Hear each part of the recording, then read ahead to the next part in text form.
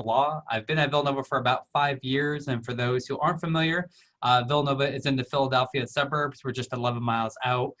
We have about 15 different focus areas of studies, about 4 different dual degree programs, which you can complete in 3 years, 5 concentrations, and a lot of other opportunities that I'm happy to speak with you about at any point. Should you want to schedule a follow-up conversation or email, I'm happy to talk to you further, but thank you so much for coming out tonight to speak with both Katya and I. Hi, everyone. I am Katya Valasek, Director of Admissions at Seton Hall Law in Newark, New Jersey. We are just across the river from Manhattan. I've actually almost been at my position for 10 years, so that seems crazy to me that it's been that long. So I have a lot I could share about Newark, about the law school, but as a brief overview, we have both a full-time 3-year program and a 4-year part-time weekend program, which I'm happy to share more about. We've got 3 concentrations, lots of clinics. Our biggest practice areas, or in terms of where people are practicing after graduation, are New Jersey and New York City. And then we're coming after Philly. We're building our foothold down in Philadelphia as well. Matt and I are great friends. We do lots of these together, and any chance that I get the opportunity to spend with him speaking to potential law students is a great afternoon. So I'm looking forward to spending time with all of you, even though it's very strange to not be sitting on campus in that gorgeous room that you guys have with those glass windows. It was such a wonderful place to spend an evening last year. So hopefully we'll be back next year. Oh, we better be. And Dr. Rose, I know this might be crazy that any of the students in here do not know who you are, but would you mind introducing yourself just in case? Oh, let me unmute you. Hang on. You got it? I just realized I can't. Yeah, there we go. Okay. Sorry. Yeah, I'm Professor Gary Rose. I'm the chair of the Department of Government, which includes political science, global studies, and criminal justice. I'm also the advisor to the pre-law program, and I'm designated as the pre-law advisor at Sacred Heart. More than happy to work with students when they have questions about law school. And I do want to point out that some of my really fine students have gone to the 2 schools that are being represented here today, and they're doing very well. And my students have had excellent experiences at both of their institutions. So I'm so glad that that Matt and is it Katya? Katya, yes. Katya are here, and I can't say enough about how wonderful these 2 law schools are. So it's really a pleasure to have you both with us today. Thank you. Thank you for that, Dr. Rose. And last but not least, I'm Patty Moran. I'm in the Career Center here. So basically, we're here just as a support system in regards to anything having to do with graduate school readiness, job placement, internship, search assistance, resume, cover letters, LinkedIn, you name it, we offer it. So certainly take advantage. And we also have a brand new website, which is exciting. And on our website, we just introduced a new concept called Career Communities, where students can go on and subscribe to content specific to the community that they're interested in pursuing. And there's one on there that's government, law, and public administration. So if you subscribe to follow the content, which I'll show you how to do in the chat box, you just set it and forget it. You'll just receive emails with upcoming events, opportunities, relevant articles, and relevant resources that will help you as you prepare for your journey towards law school. And so I'm going to kick it off. Hang on, I got to let somebody in. Another Moran. I'm going to kick it off with a question, just because I know it's difficult to ask students to get us started right away. And so I'm going to start with a really general question for both of you, and feel free to answer, both answer or just one answer, whatever you guys are used to doing these panels together, so I know you can handle it. So for those who are in the very beginning stages of searching for law schools, where do they even begin searching for law school options?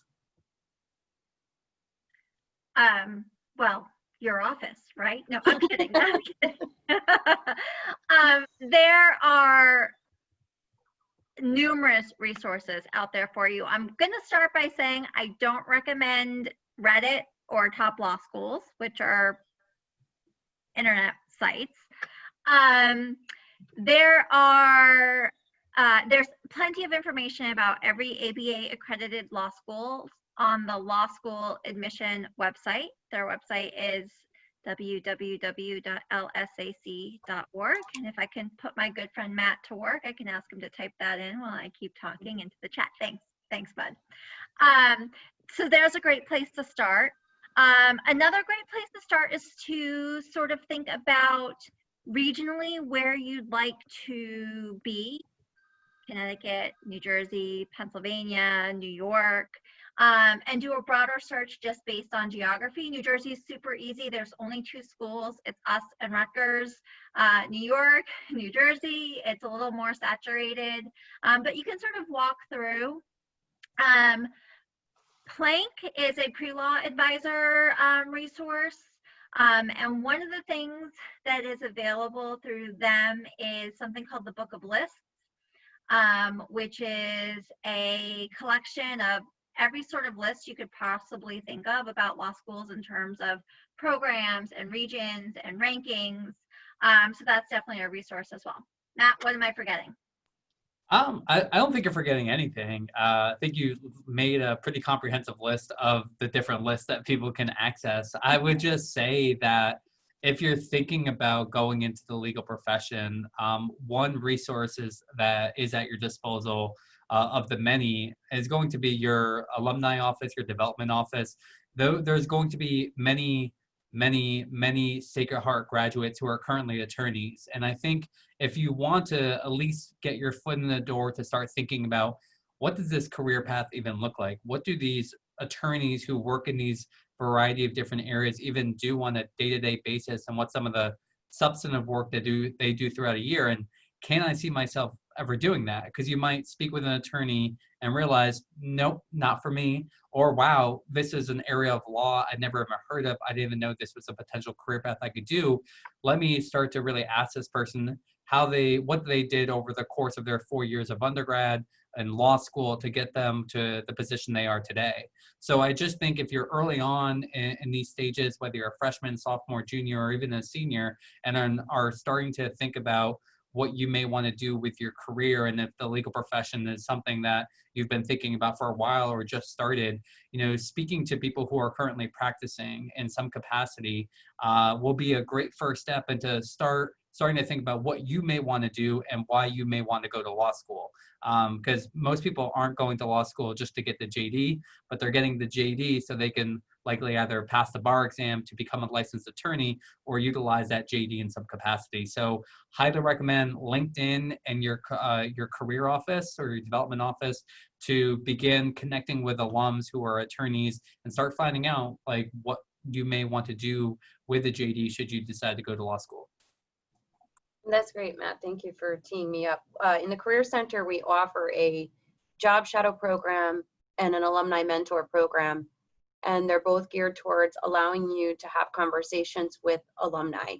And certainly we have a robust amount of alumni that have either gone to law school or currently in law school that are willing to help. We've had about 6 or 7 conversations in the past 3 weeks with professionals within this field alone.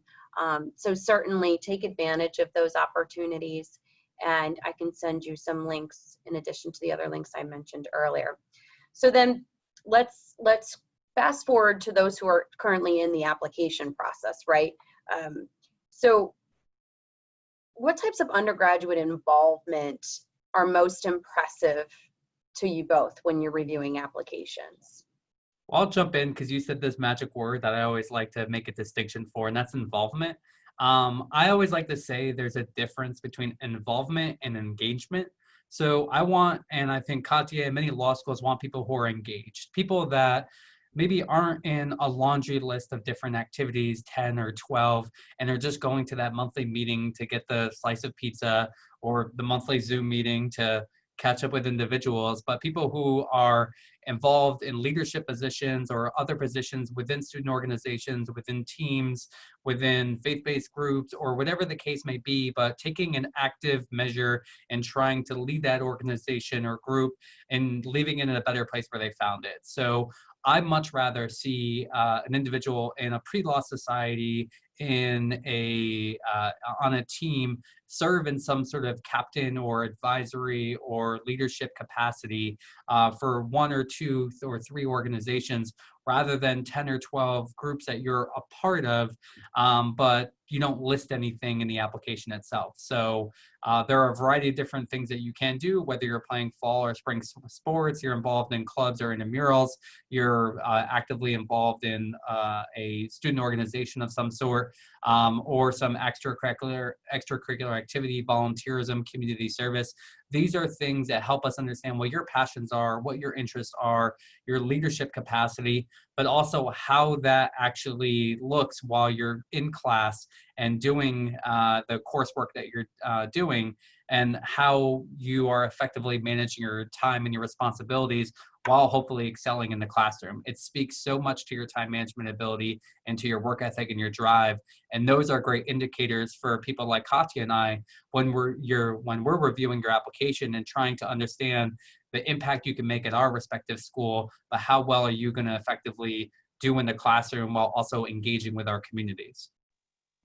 I'm going to jump in just to add, I agree with everything Matt says, but I also just want to add, we also know that for some of you, you need to work as a student. And so that will cut in deeply into the time that you have to be involved on campus or in your community. So we're also looking for that deep commitment to work.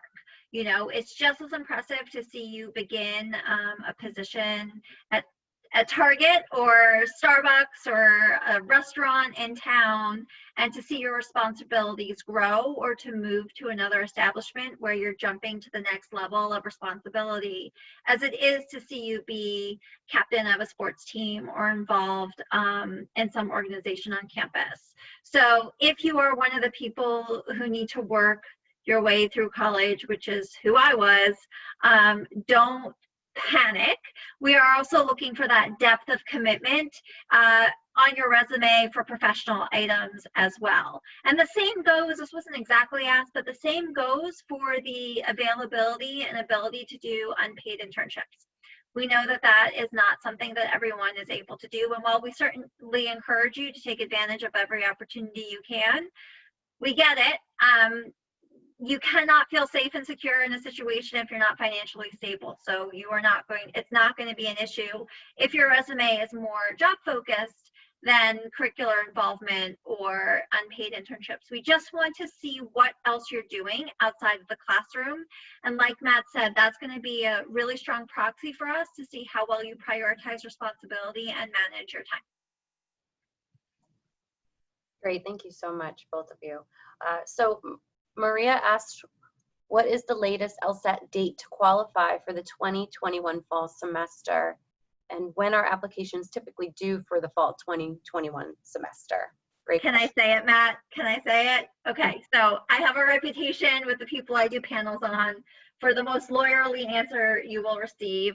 And the answer to this question is it depends. It's going to be different for every law school.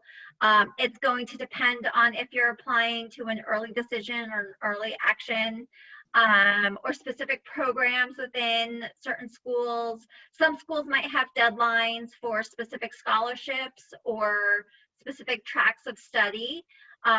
So now is the time. Deadlines are incredibly important when you're an attorney. You don't want to drop the ball on something, and now is the time to start honing those skills. So it is incredibly important that you research all of the schools that you're interested in, especially your top choices, to keep track of deadlines, deposit deadlines, application deadlines, scholarship application deadlines. So I don't know where my fellow list makers are. Now is the time to start a color-coded list or a spreadsheet or something that you can refer to easily as you're going through the process of filling out all the applications. Same goes for the LSAT. It's going to differ from school to school, so I recommend you reach out to all of the schools you're interested and check. It may vary. So last year things got topsy-turvy. Some schools changed what their standards were. As we continue to move forward in uncertain times, I know I certainly will understand if people want to check in a few times just to make sure that information that they received now in September is still accurate in December or January.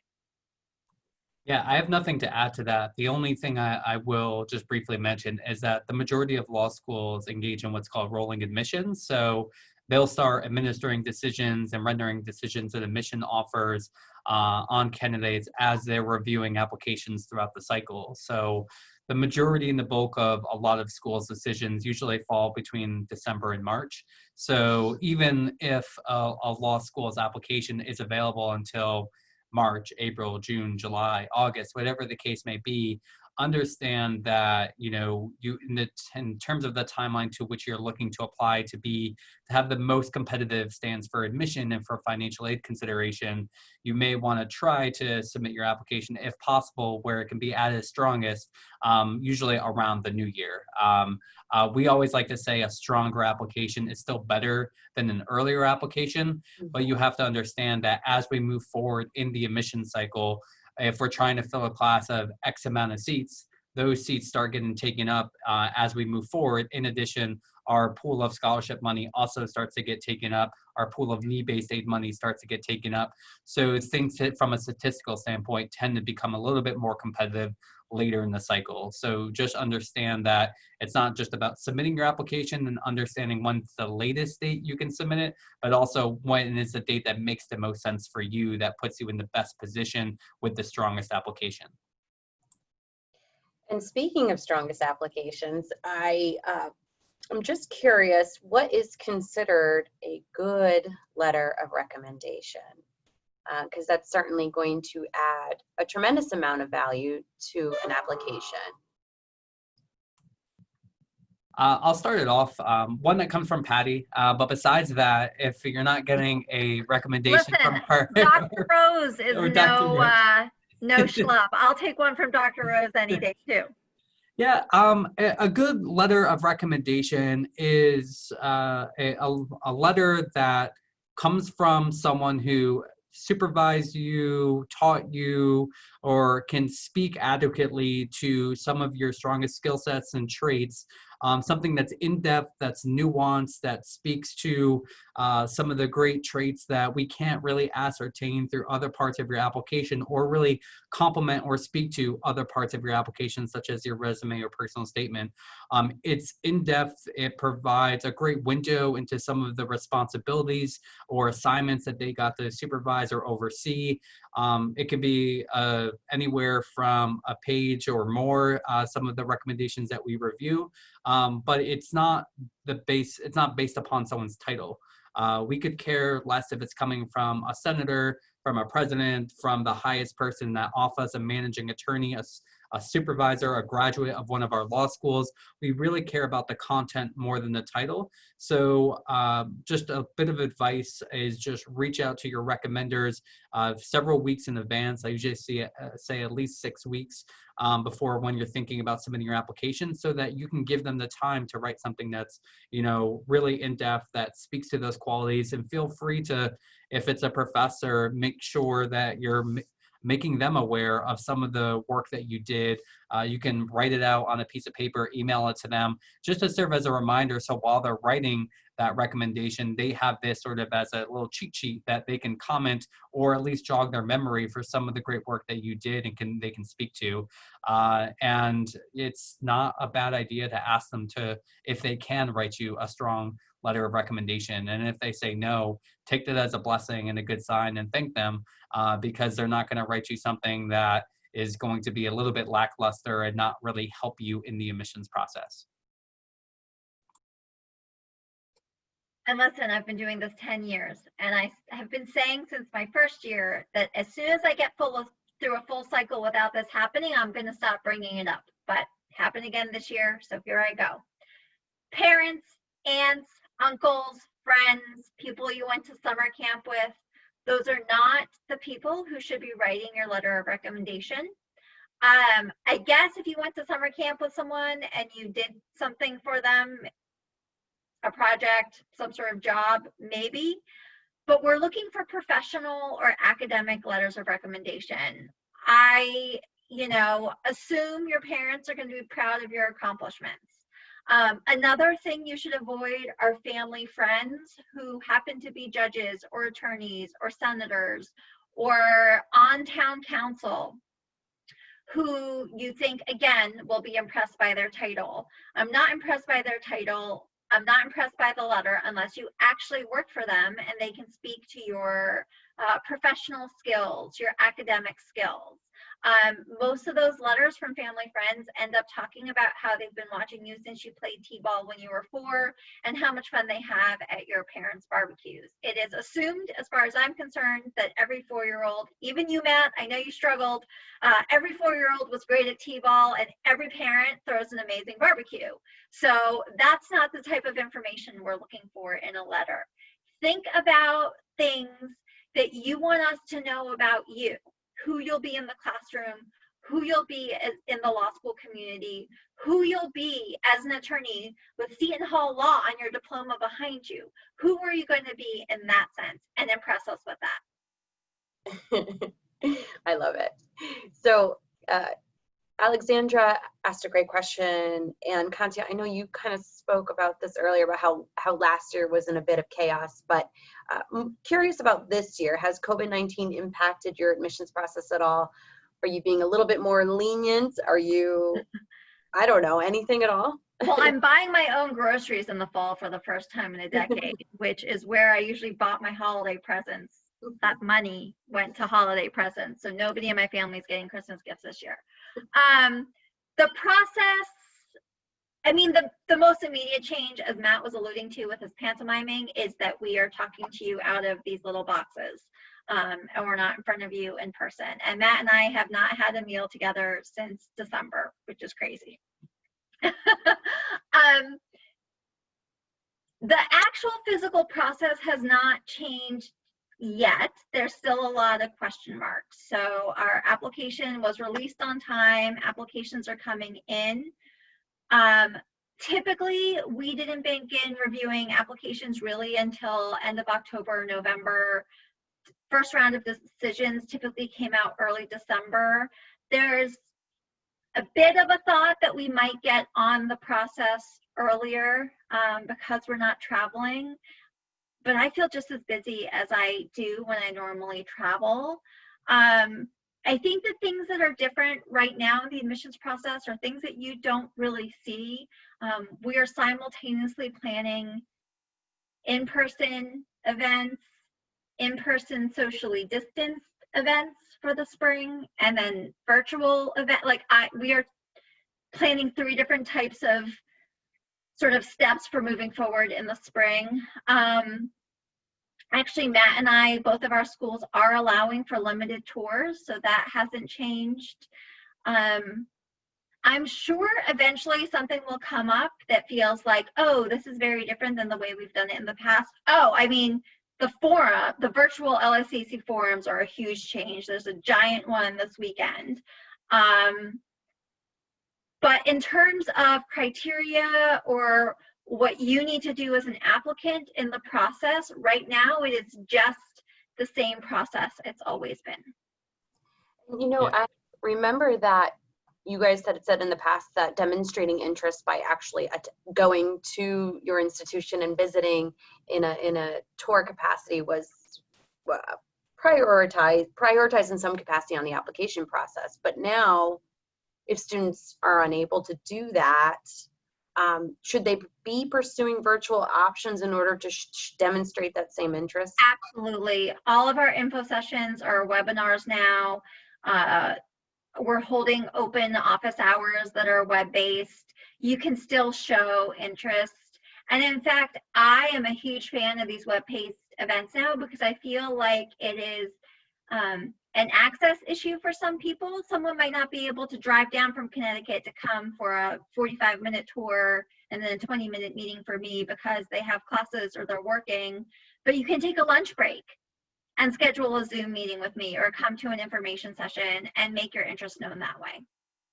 Yeah, I like to say that there is a silver lining in COVID, if that's even kosher to say, in that it has allowed a lot of schools to build up virtual content, to host online events where they previously were not doing. I know it wasn't something that we actively did very much before COVID. We did maybe 1 or 2 webinars a year, but now it has, as Katya kind of alluded to, in terms of not having to drive down, all of these schools, the 203 ABA accredited law schools, you can bet that they've invested into great resources on their website, like Seton Hall has done, building up a really nice virtual tour to see their gorgeous facilities, even if you can't visit in person.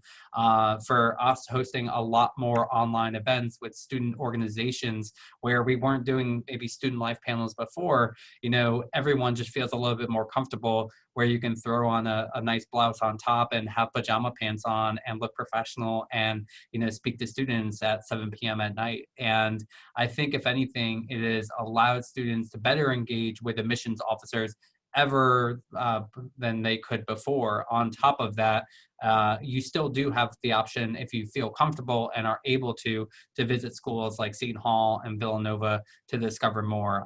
I don't know how much stock you want to put in the LSAC digital form, because there's over 12,000 people registered, and we don't have a ton of representatives to speak with everyone. So like Katya mentioned, many schools like ours are hosting virtual, in-person, one-on-one meetings, in addition to the tours, both virtually and in person, information sessions, both in person and online, and a lot of other events. So take advantage of it. Schools will certainly note it in the application that you expressed some sort of demonstrated interest and took part in an event.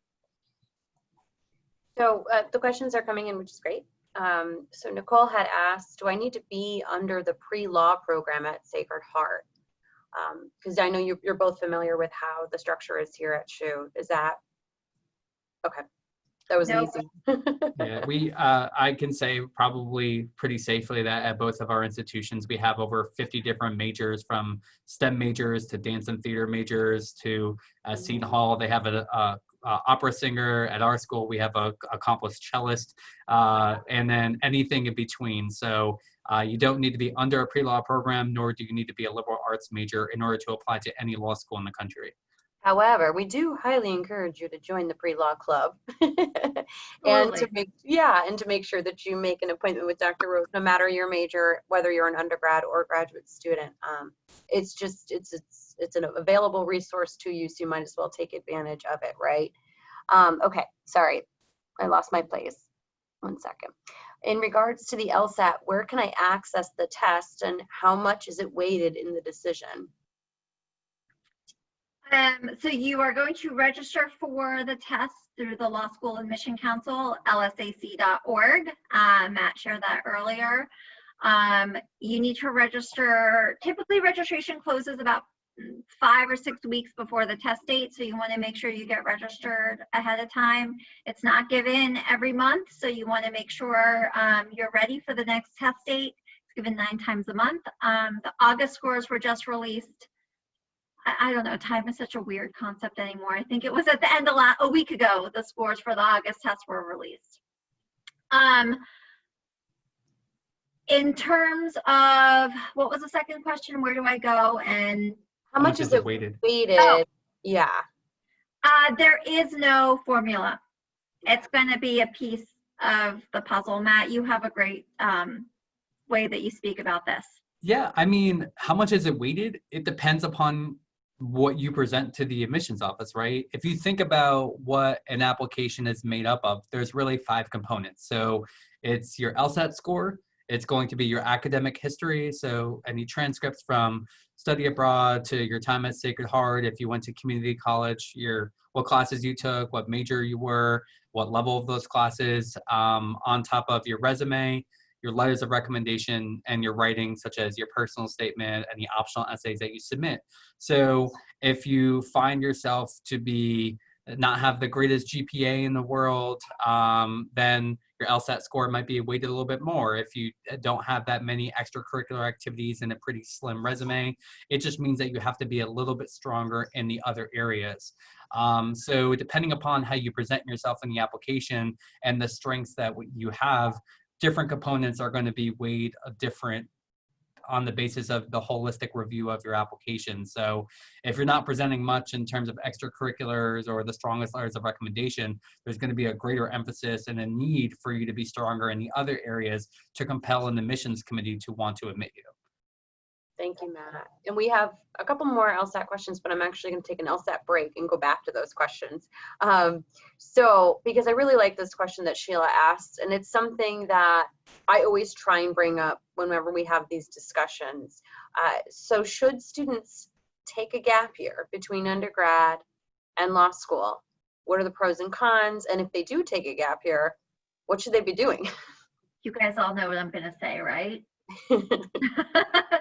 It's going to depend on each person. There are some people who are so fired up about what going to law school is going to do for them. They are on momentum. It is an election year. There's a lot of stuff going on in the streets right now, and they are just on fire with desire to get involved. And then there are other people who are thinking about the cost, or maybe they're feeling a little burned out, or they're unsure if law is the right route for them, and they want to take some time to save some money and explore their options. There's a lot of uncertainty right now. You, like me, might have a parent who is sort of at higher risk with COVID, and you might want to spend some time, not in a classroom, spending time with your family when you can. I am certainly not the one to tell you what choice is best. You really need to, again, go back to those lists and figure out what's right for you. Typically, the advice I give for what to do during a gap year is to just do something. Don't spend it inside your house on the couch, but turns out in a pandemic, that's actually not that bad a thing to do. But I still stand by my statement that you should find something to do with your time. Whether it is volunteering, getting a job to earn some money, spending time with your family or caretaking. What's really important is that you just want to fill that space somehow on your resume, with the understanding that all of us understand that 2020 is forever going to have an asterisk next to it, and that finding a job or finding opportunities to get involved is more limited presently than it may have been at any other time. Yeah, and law school's always going to be here for you. So if you're really passionate, if some of the recent events in our world are inspiring you, motivating you, and driving you to want to apply this year, by all means, go ahead. If you do decide to take a year or more years, just if you are doing something, as Katya mentioned, if you're doing something you're passionate about, whether it's going to help you pay down debt or save up money, the only thing that you are potentially doing is becoming a more competitive applicant later on. Because when you graduate from Sacred Heart, your GPA is your GPA. That's not going to change. The only thing you're likely doing is adding valuable work experience and life experience, which can add to your resume, which can add to a more nuanced and more in-depth personal statement, which is going to allow you to potentially get letters of recommendation, not just from professors, but also from supervisors and others. So you can become a more competitive applicant if you do have some work experience, but that doesn't mean you're not competitive already, especially if you were heavily involved during your time in undergrad or with part-time work experiences. You may already have a really strong, robust resume that's going to make you a competitive candidate and stand out in the admissions process. So when is the right time to go to law school for you is going to be a different time than maybe one of your closest friends or another colleague. So if you want to go right now, there's no reason that you should potentially hold off on that. I always like to make the point where when you know what you want to become for the rest of your life, you want that to start tomorrow. You don't want to arbitrarily wait a year and just to get work experience for the sake of getting work experience. So it's entirely up to you, but you should do your research, become a well-informed research consumer, and make the best decision for yourself.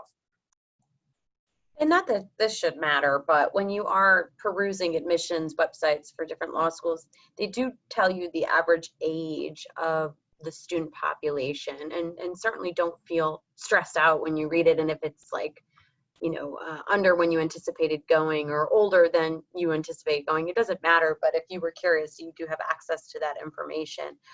So are you holding the LSAT versus the LSAT Flex to different standards? There's no fair way. Like, who would do that? It's not your fault that you had to switch to this different format. And I'm just happy they came up with something that allowed people to move forward with applications in the spring and in this year. That's great. And what are the typical scores you like to see, you would accept? Is there a range that you want to share? I know that this is a tough question to answer. Like to see some 180s. When people ask me what score they should get, I always say, why would you look to get any questions wrong in the exam? SAT, I was aiming to get a 1600. The GMAT, I was aiming to get an 800. Like, there's no reason to aim for anything less. I will mention, obviously, all of the law schools that you may be considering have to post their entering class profiles, which have their 25th percentile, their median, and their 75th percentiles. And that's where the bulk of the class from the 25th to the 75th are really going to fall between. That being said, there are several people, several people that get admitted that fall well below our 25th percentiles or below. How many are there, Matt? Probably 25%, at least that enroll, right? Because just to give you an example, say a law school's 25th percentile is a 156, and say that they have an entering class of 180 students. That means a quarter of the class is 45 students. They can have 44 students with a 120 LSAT, and if as long as that 45th student is a 156, their 25th percentile is a 156. So it is an illusion to think that you need to hit that score in order to gain admission or be competitive for admission. So I like to say there's also many people that get denied that have above our 75th percentiles as well. You're not the sum total of two numbers, and I'm sure you don't want admissions committees to only look at those two numbers when they're evaluating you, especially if you don't meet their LSAT medians. But that being said, they are outweighed or heavily weighted components in the application process. So when you're looking at schools, not only should you be thinking about access, but also affordability to some extent, because while the admissions process is going to be holistic for the majority of schools out there, the financial aid process for some institutions is many times going to be heavily or predominantly or solely focused on those two numbers. So I'm sure there was many schools that you got into, some that you could afford, some that you certainly couldn't. The same thing is going to be true for law school, and thinking about the LSAT score, not just for admission, but for my financial aid consideration, is something you also want to factor in when deciding not just where to apply, but where to eventually enroll. Thank you for that. Now, Katya, get excited. The next one is specifically a Seton Hall question. Oh boy. So considering that we have the 3+3 program with Seton Hall, is there guaranteed admission if one meets the requirements? So no, nothing is ever guaranteed. The standards that are set in terms of, oh my gosh, the sun came out and I'm glowing now. The standards that are set in terms of percentile for LSAT and GPA present a solid application based on those metrics alone. However, there are many other ways in which you could be a concerning applicant to the law school. As Matt said, we regularly, every year, deny applicants who are well above our 75th percentile on LSAT and GPA because of character and fitness issues, because of the tone of the application. It might seem combative or aggressive.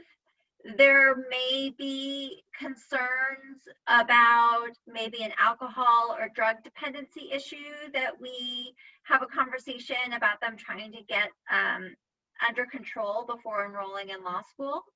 So while the metrics of those test scores and GPA put you in a really solid position for, just based on those two alone, remember every part of the application is important.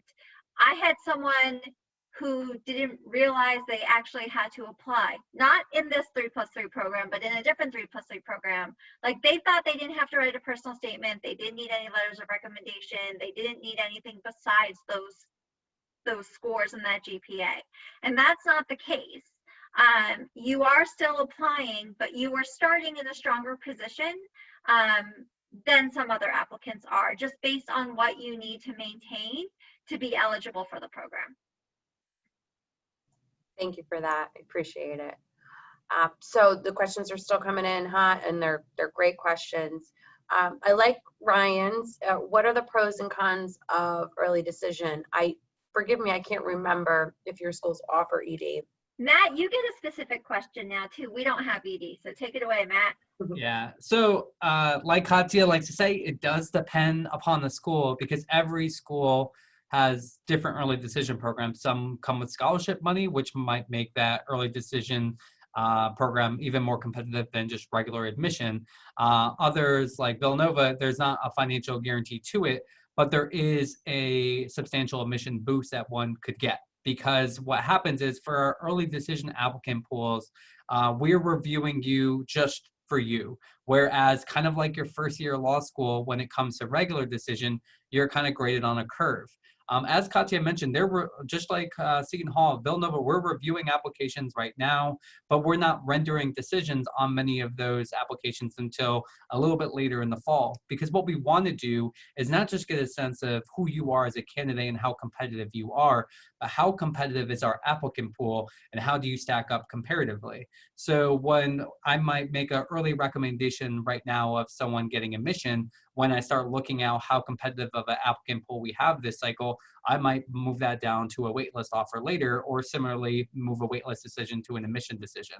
So ED candidates for Villanova specifically are only evaluated amongst themselves, and we guarantee interviews for every ED candidate that we're considering for admission. And then after that interview, they get a decision within a week. So they're not compared amongst the totality of our applicant pool that we have a little bit later. So there is a slight boost. For other schools, it can give an admissions boost because you do indicate that, you know, there are your top choice, but there's also financial ramifications to that, potentially because you are accepting a seat in an entering class before finding out about financial aid. And if that's a number one factor for you, then I usually don't recommend candidates apply ED unless that specific law school has a scholarship component attached to it.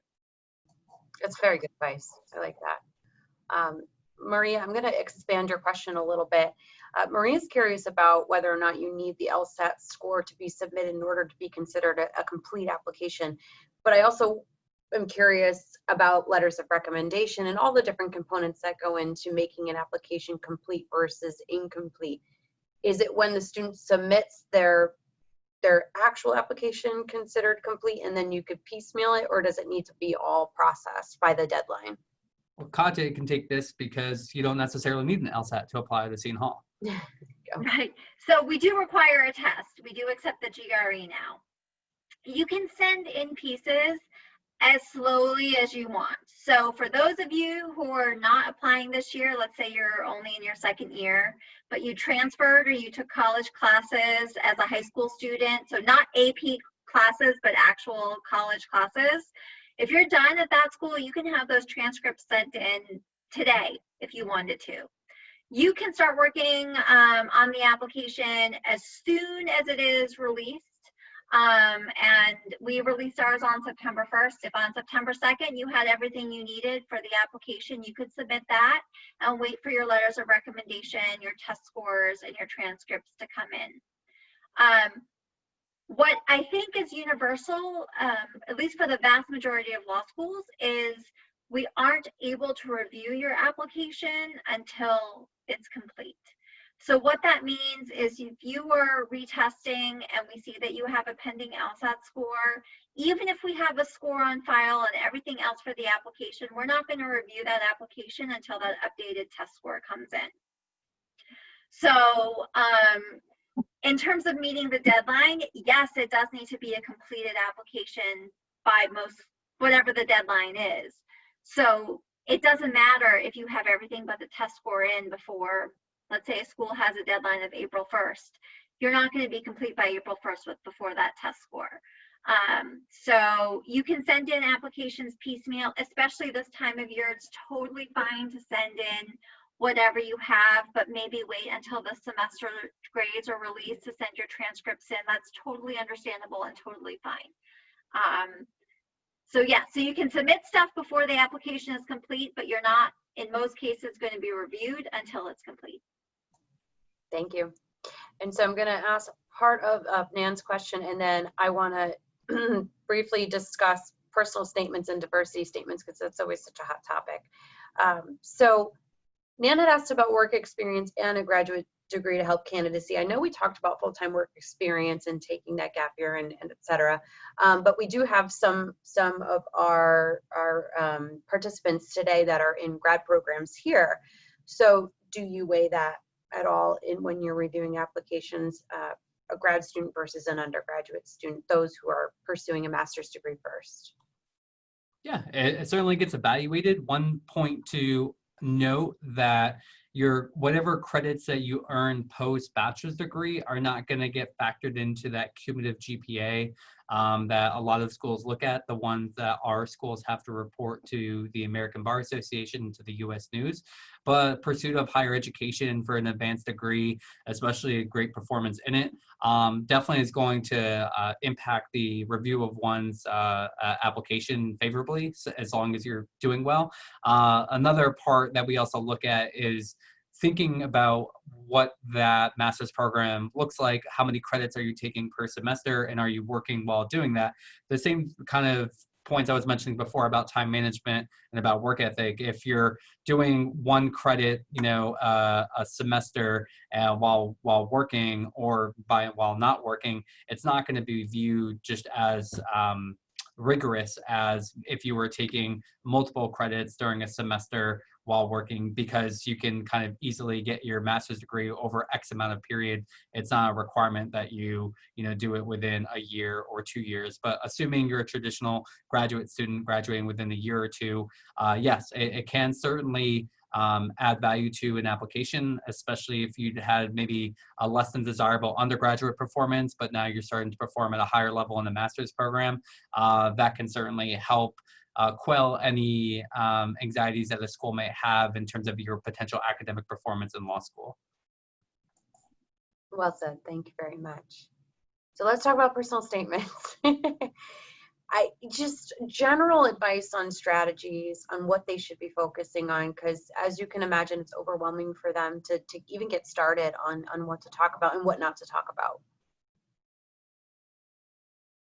Nobody wants to take this one. So it's overwhelming to give advice as well, because there is no magic formula. I wish more than anything I could say, if you take this topic and sprinkle this detail, you've got a winning personal statement, but it's going to be different for every single one of you. Something I like to say to sort of tamp down that anxiety and that pressure is, remember, the majority of the applicants who apply to law school are not special, right? They're not writing about some life-changing experience. They didn't get someone off of death row. They didn't clerk for RBG, right? Like, they are just doing the day-to-day stuff that we all are. And what makes them a standout applicant is the way they share the story. The details they put in about being on an athletic team, about family dinners, about an internship or a class that they took. So don't feel like you need to have some earth-shattering topic. I always think, I love doing this early in the fall, because I think the holiday, I think the Thanksgiving holiday is a really great opportunity to try and tap into what actually you're excited about. Like, what do you find yourself telling every family member? Well, this year is probably over Zoom. It's not going to be around a table probably, right? But what are you excited about that's going on in school that you're talking about? What is going on in the news that you're fired up about, that you have opinions about? Those are the topics that might be a good place for you to try and latch in to connect for your personal statement. Yeah, there's always more things that we recommend students not do more than that they should do, because the majority of law schools out there have an open-ended prompt where you can write about anything that you want, but not everything is a good topic, right? So most importantly, when you're putting together your personal statement, just think about what you want to communicate to the law school admissions committee that you're sending it to. So what do you want them to take away from your personal statement about you and who you are and some of your traits? So think about how you can communicate that while telling a story. It's personal statement is all about artful storytelling. So if you want to communicate that you're a compassionate, empathetic leader, how do you communicate a story that allows us to infer those qualities about you without you explicitly stating, hey, my name is so-and-so, I'm a compassionate, empathetic leader? It's more of the show me, don't tell me mentality, which is weird because you're writing something. And then in terms of the diversity statement, obviously we're looking for broad diversity in entering class, from ethnic diversity, political ideology, backgrounds, geographic. Our law schools welcome a lot of people to its community, regardless of race, sex, religion, creed, sexual orientation, national or ethnic origin, age, economic status, or disability. So, for us, we're thinking about— And even if you went to Villanova for undergrad, we'll admit you. maybe. But we want to consider any economic, cultural, or social factors that have had an impact, and this is the important part, on your identity. A lot of times we can get diversity statements where people will talk about the struggles and the plights of their grandparents and their parents, and it's laudable, and it helps us understand maybe who the person, why you are the way you are. But I want to really understand, what has really impacted you, your personal experiences. And while those two can sometimes act in tandem, just make sure that it's more autobiographical than biographical of some other member of your family or person in your life. Because, we want to understand the unique contributions that you can bring to our respective law schools, because diversity in entering classes, research has shown us time and time again, it allows the class to perform better in a higher level, because we don't have a bunch of people who have similar backgrounds and experiences, but we have people who can challenge each other and then really encourage a vigorous and lively debate and dialogue within the class. So that's just my little spiel. I do want to jump in because Matt referenced diversity statements. Thanks for teeing me up. I do want to reference that anything we indicate on the application that is optional is really, truly 100%. We honestly mean it. No takebacks. It's optional. In many circumstances, an applicant will actually hurt themselves by filling out an optional essay than not answering it would have done. And that happens in many ways. Often, and this happens so frequently, I'm tempted to say it always happens, but I went to law school, so I know not to use the word always. The quality of writing is so different than the quality of the personal statement. As Matt likes to remind people, it is still a writing sample that we are evaluating. On top of the content, we are evaluating the writing as well. So often people spend hours agonizing over the personal statement and then jot off these optional statements more quickly with less thought, fewer eyes are on them, and the difference in quality shows. Sometimes people will just rewrite. I've literally seen people reorder what's in their personal statement or just reattach their personal statement and call it a diversity statement. That raises flags for me about your judgment, about your value of my time, and the opportunity you took to get 2 bites of the apple and how you wasted it, in my opinion. So if you are going to answer an optional question, they are certainly there to allow you the opportunity to give us a greater depth of knowledge. But remember that anything that you pursue that is beyond what is required is still going to be read with the same level of scrutiny as the rest of the application. I love that apple analogy. I'm going to use that. That's a great one. I want to get to Ryan's question because I do think it's an important one. So he's looking to pursue a joint program. And so does that require him to take both the GREs and the LSATs? You know, I'm going to say it right. It's You going know, to depend on the program. You should check with the admissions offices for each of the graduate programs you're looking to pursue. Matt, your Villanova offers joint programs, correct? Yeah, so all of ours, and I think Seton Hall does as well. For ours, all of our dual degrees are still 3 years, so you can get your JD and that MBA, MPA, LLM in the same 3-year time period. So, like Katya mentioned, the MPA program will more often than not waive the GRE if you have the LSAT, which is the requirement. So they will waive it. For the MBA, they have certain LSAT GPA qualifications in order to waive the GMAT or the GRE. So it's a little bit more specific. So it really just depends upon the person, their scores, and the program. That's great. Thank you. And just to clarify, our dual degree programs are 4 years. Thank you. That's super helpful. So we're going to wrap up because we are, oh my gosh, we got right on time and we answered everyone's questions. I can't believe it. That's incredible. So first and foremost, I want to thank you both. Round of applause, virtual round of applause for our guest presenters. That was a wealth of information in such a short amount of time. And thank you to students for attending the session and alumni, if there's any alumni that are joining. Talking about demonstrating interest, those who registered, I will be sending those names to Matt and Katya. So if you did not pre-register, no big deal. Just shoot me an email and I'll be able to get you on that list. I did take some screenshots too, so I'll try and decipher it, but sometimes people have very cryptic Zoom names, so I might not necessarily be able to decipher. So I'll just put my email in the chat just in case you didn't get a chance to pre-register on Handshake. Is there any other final thoughts, any words of wisdom you want to leave our pre-law students with?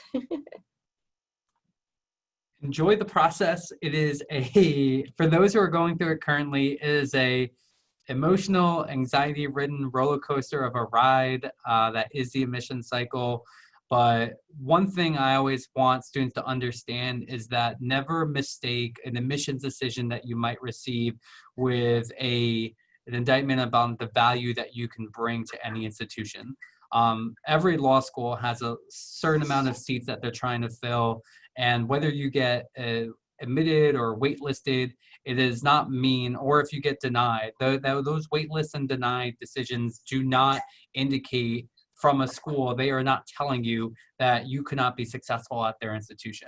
Far from it. It just means there's a lot of external factors that act on everyone's applications that have nothing to do with you personally. So when you're going through this, keep your head up, understand the value that you have and that you can bring to any institution, and hopefully you get into all the schools to which you apply to. Hopefully you get into Seton Hall. Hopefully everyone here applies to and gets admitted into Seton Hall and then ends up withdrawing to come to Villanova. Wow, Matt, thanks. Thanks. Can I have my wedding present that I gave you and Sarah back now, please? So my advice is the advice I always give. Have fun. Your career starts on your first day of law school. Law school is very different from undergrad, and I took things very seriously. I mean, since I was a kid, but in college, I was definitely like, I am a grown-up and I need to act like an adult, but I never had the opportunities to have a spring break or just hang out with my friends over pizza. Well, none of us are hanging out with friends. This is really bumming me out with my don't forget to have fun message, but really and truly, life changes for you when you show up at orientation in law school. Your summers are career oriented. You start putting a greater value on spending time doing things that will build your network, build your resume. So take the time that you can now to enjoy the buffet of classes in front of you in undergrad. Take classes that are of interest to you, even if they're not going to, in your opinion, help you become an attorney. I never took an art history class, and I regret that immensely because now I need to find time to do it if I want to know the information. And time is a luxury. So I will read what the museum tells me is important about works of art when I'm there. But it is a regret of mine. And maybe that tells you something about what a big nerd I am, that one of my regrets from college is not having taken art history. But you have opportunities in front of you right now in terms of things you can go to, speakers you can hear, lectures you can go to, roundtables you can attend, on-campus activities, even over Zoom that you can be a part of, that are going to build your education in a way that classes don't. So take advantage of being on such an amazing campus with such amazing opportunities and soak it all up, because soon enough you'll be working 6 days a week like Matt and I are. Right. So enjoy it. And for those of you who are preparing to apply to law school and you're an upperclassman in your final year, take advantage of the extremely long break that we have coming up. I know it's unfortunate, right? Because we don't necessarily want to be away from each other for that long, but it's also a blessing in disguise because it gives you additional time to put your application pieces together. And career development is here. We don't disappear during that very long break. And faculty are available as well. So please take advantage of that.